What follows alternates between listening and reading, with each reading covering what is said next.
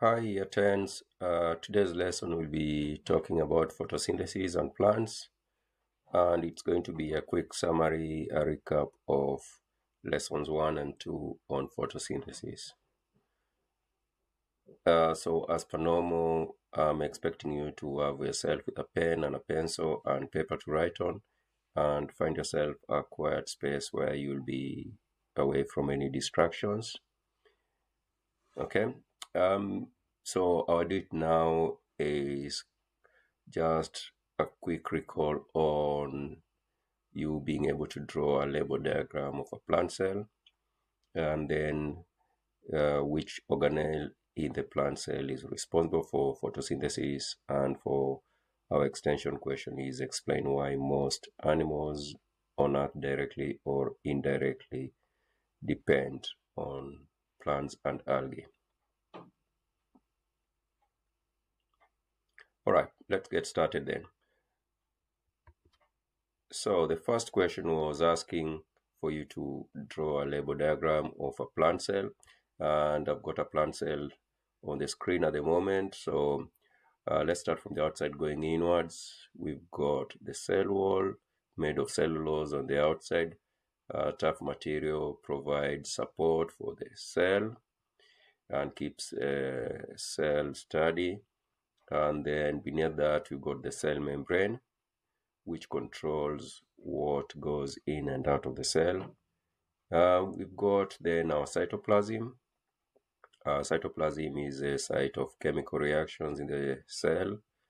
And then we've got our permanent vacuole there, which is where we store any products of photosynthesis. It's the one which contains the cell sap, which also provides sturdiness to the plant cell. And then we've got ribosomes. These are organelles responsible for synthesis of proteins. And then we've got mitochondria, which is a site of energy creation. That's where respiration takes place. And then we've got our nucleus, which contains the genetic material and also controls the activities of the cell. And finally, we've got our chloroplasts, which contain the green pigment chlorophyll that is able to absorb energy from light needed for photosynthesis. Why animals on Earth depend directly or indirectly on plants and algae? That is because during this process, we produce oxygen, and of course, they make the plant matter. All right, so as I was saying, the lesson is about why plants are the source of oxygen in life.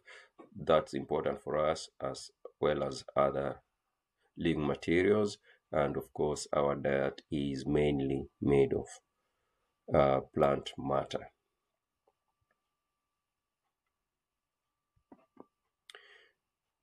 Okay, so I will suggest you make a note of the definition of photosynthesis and complete the word equation as well.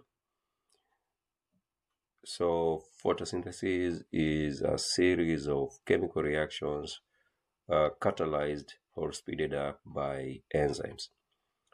And the word equation as shown below is we've got carbon dioxide and water. These are our reactants, the chemicals we start the reaction with. And they are converted into glucose and oxygen. These are our products. The process needs energy, which is transferred from light. So the enzymes in the chloroplasts are the one which use the energy from light to make this chemical process take place. Because the process obviously is taking in energy, it's known as endothermic, in contrast to exothermic, where you release energy. So photosynthesis is an endothermic reaction. It takes in energy from the surrounding, that is from light.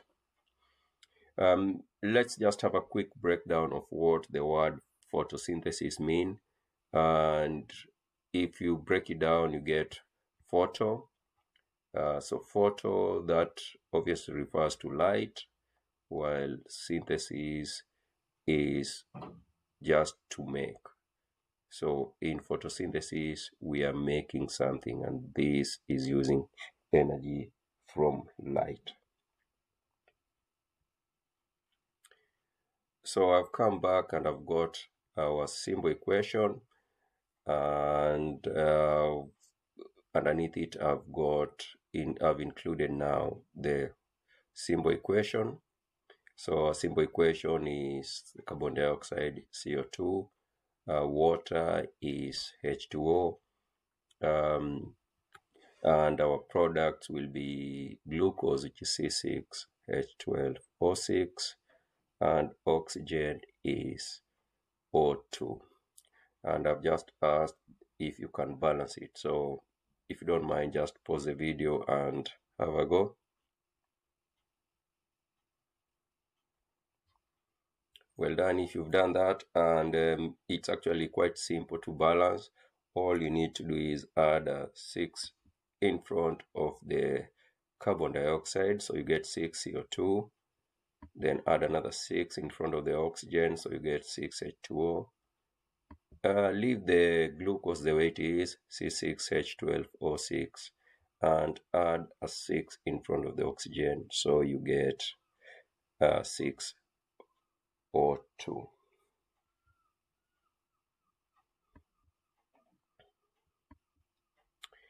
Okay, so let's have a think about how the reactants enter the plant and how do the products leave the plant. And again, I'm going to ask to pause the video and have a go at doing that.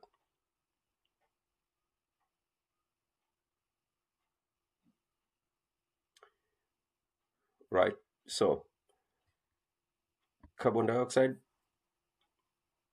that comes from the air and it gets into the plant through the stomata. These are the tiny holes on the underside of the leaf. Water, we get that from the ground. It's absorbed by the root hair cells and travels up the xylem vessels to the leaves, to the veins. Oxygen in this instance is actually a waste product, and it's going to leave the leaf through the stomata. And then you got glucose, which is obviously important to the plant because it's used to create energy in the plant.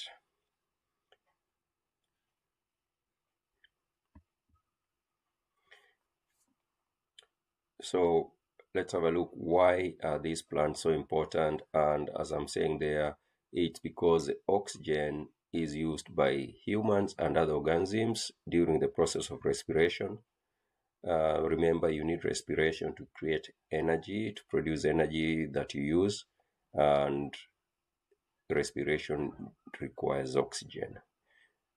Plants also do actually do respiration, so they also need the energy, so they still make use of the oxygen that they make during photosynthesis. The glucose is going to be used by the plant and even animals to make more complex molecules. These will include things like lipids and proteins. If in case of plants, they need to make cellulose. So these are all complex material, and all of them, their starting point is the glucose. And all this complex matter that is made in a living organism is known as biomass. So biomass is the mass of living material in an organism. Okay, so just a quick summary and a quick video describing what photosynthesis is.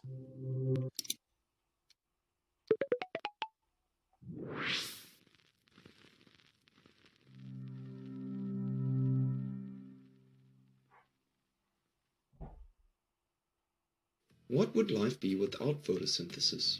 Well, You may think it perfectly fine and maybe possibly even be happier because you wouldn't have to learn about it in science lessons. But actually, we wouldn't have life without it. The process of life depends upon it. Not only are photosynthetic organisms the main producers of food, but without photosynthesis, Earth's atmosphere would lose its oxygen. The general gist of what happens in photosynthesis is that green plants and algae trap light from the sun to fix carbon dioxide with hydrogen and water. This makes organic compounds which then provide food for not only the plant itself but also all animals. So now that we know how important it is and how it starts off all of our food production, you can see why we need to learn more about it in detail. Photosynthesis happens in leaf cells. They contain tiny organelles called chloroplast, which contains a green substance called chlorophyll.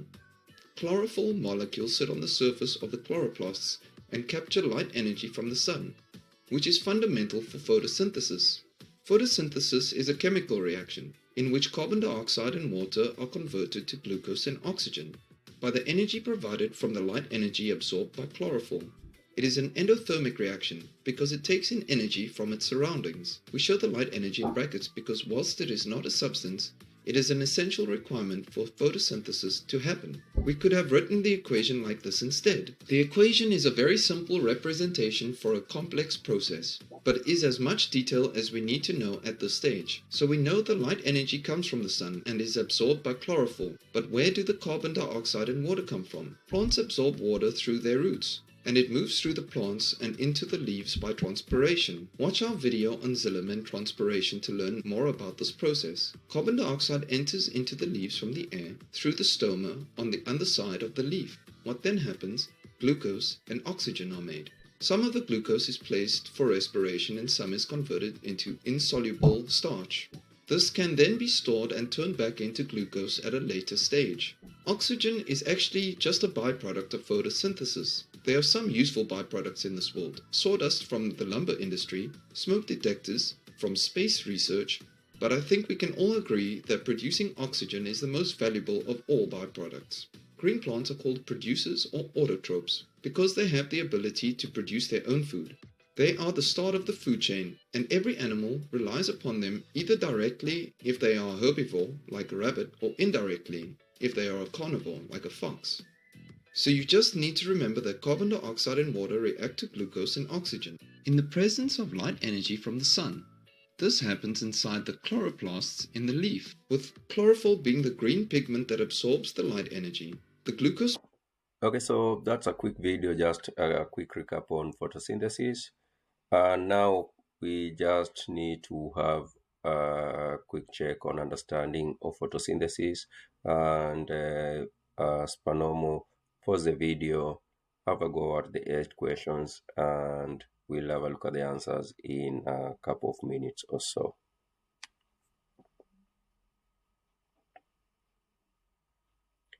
All right, well done. Let's have a look at how many you've got out of the 8. And the first question is, where does photosynthesis take place? And that would be in the chloroplasts. It's the one which contains chlorophyll that traps the energy from sunlight.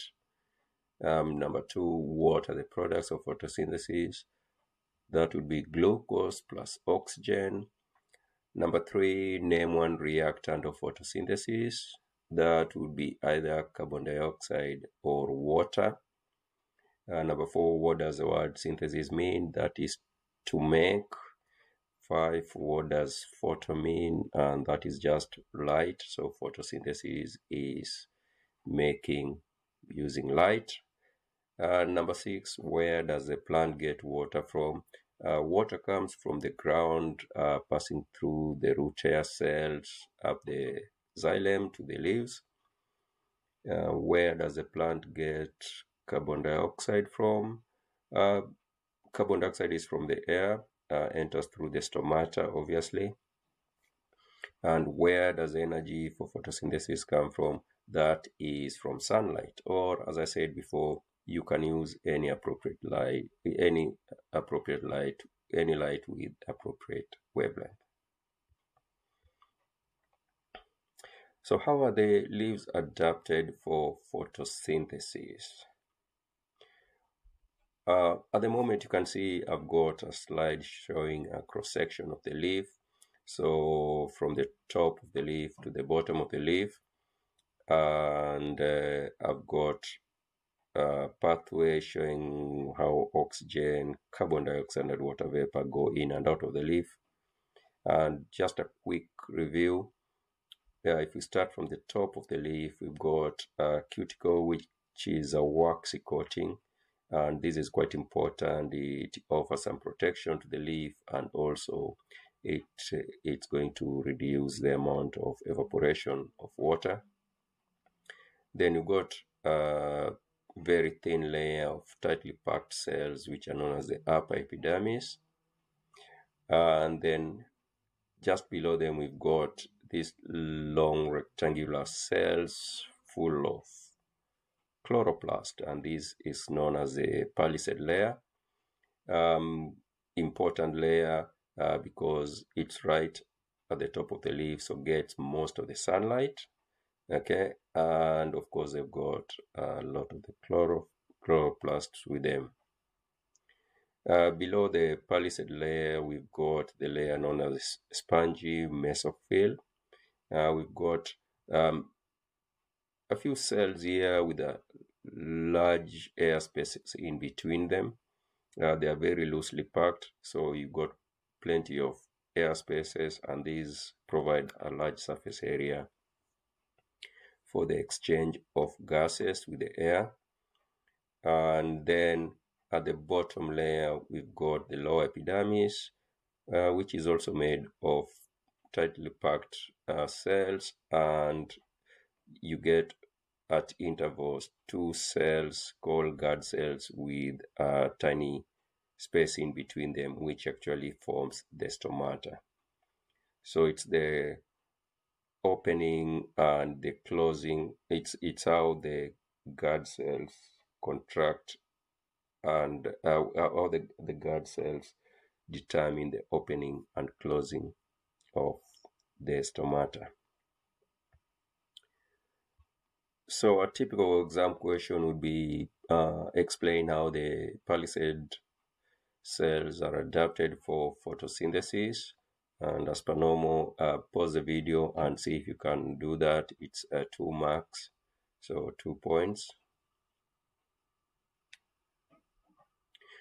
Okay, your answer should include the idea that palisade cells are packed with chloroplast or chlorophyll, and the chloroplast will trap energy from the light. I also remember the palisade cells are right at the top of the leaf, so do receive most of the light.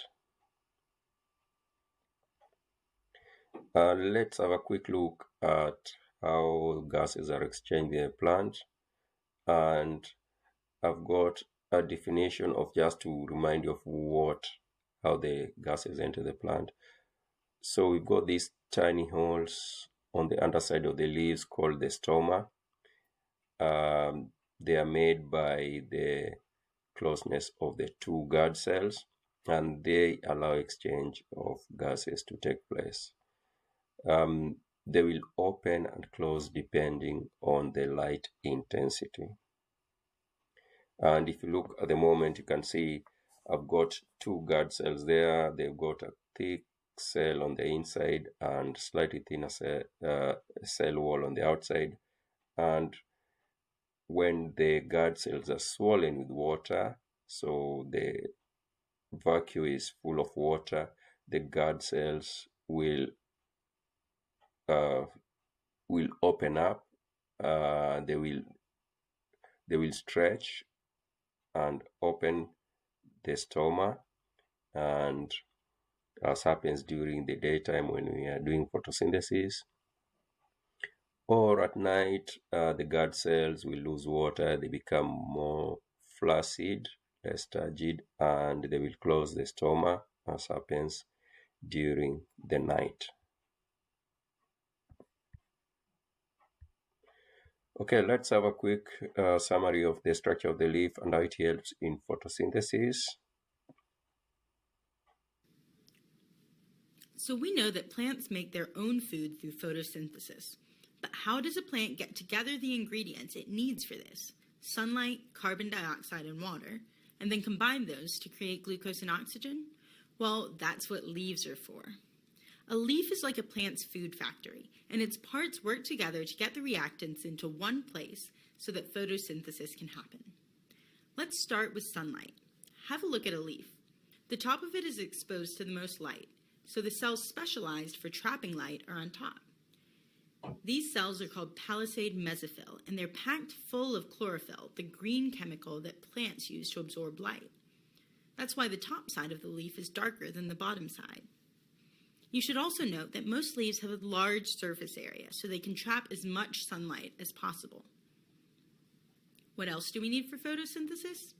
Carbon dioxide. That's where the bottom of the leaf comes in. It's got these little pores called stomata, which open up so carbon dioxide can diffuse into the leaf. They're controlled by sausage-shaped guard cells, which open up to let carbon dioxide in, but they can also close the stomata to prevent other things like water from escaping. So the carbon dioxide comes in through the stomata, makes its way through the gaps in an airy layer of cells called the spongy mesophyll at the bottom part of the leaf, and then heads up to the palisade layer for photosynthesis. Leaves are thin so that the carbon dioxide won't have too far to travel. So we've got sunlight and carbon dioxide now. What's left? Water. Water comes up through the roots and stem and enters the leaf through a vascular bundle, which contains a hollow tube for water transport called the xylem. Look at how the vascular bundle spreads out in the leaf to form veins so that it can spread water throughout. So now the leaf's palisade cells have water, carbon dioxide, and sunlight. All they need to photosynthesize and make glucose, their food, and oxygen. But how does the leaf prevent unwanted intruders like bacteria from getting in and stop important reactants from escaping? Above the palisade mesophyll and below the spongy mesophyll are epidermis cells, which produce a waxy coating called the cuticle. The cuticle seals up the leaf so that the only way in and out is through the stomata, which are regulated by those guard cells. Now let's go back through the parts of a leaf, from top to bottom. We've got the thin, waxy cuticle, then the epidermis cells. These basically make up the leaf's skin. Then comes the chlorophyll-rich palisade mesophyll, where the bulk of photosynthesis occurs. Below that's the spongy mesophyll, which have plenty of space in between them for reactants to move through. Through that space stretches the vascular bundle, with xylem to transport water, and phloem, which transports sugars after photosynthesis. And below that, we've got another layer of epidermis and cuticle. Spaced around the lower epidermis and the cuticle are the stomata, with guard cells on either side. Leaves come in all different shapes and sizes. Look at a cabbage leaf and an oak tree leaf. But most of them have these same parts in common, which allow them to get their reactants in. Okay, so that's a quick summary of the adaptation of the leaf for photosynthesis. And we'll just have a quick exit ticket, and then we'll ask you to go and have a look at your work to continue with this on Seneca. So, exit ticket, the first question, where on the leaf will you find stomata? What gas do they absorb? What gas do they release? When do they open? And are they open during the night or closed? Okay, so couple of minutes or so. And first question, where on the leaf will you find stomata? That will be on the underside of the leaf. Number two, what gas do they absorb? They take in carbon dioxide. Number three, what gas do the leaves release? That is, they release oxygen. And during the day, the stomata are obviously open so they can carry out photosynthesis. And during the night, the stomata will be closed to prevent loss of water. Okay, there is a lot of work involved with this. There's work on Seneca, so if you just log in and carry out a bit of enhanced reading and maybe just test yourself on how much you know on photosynthesis.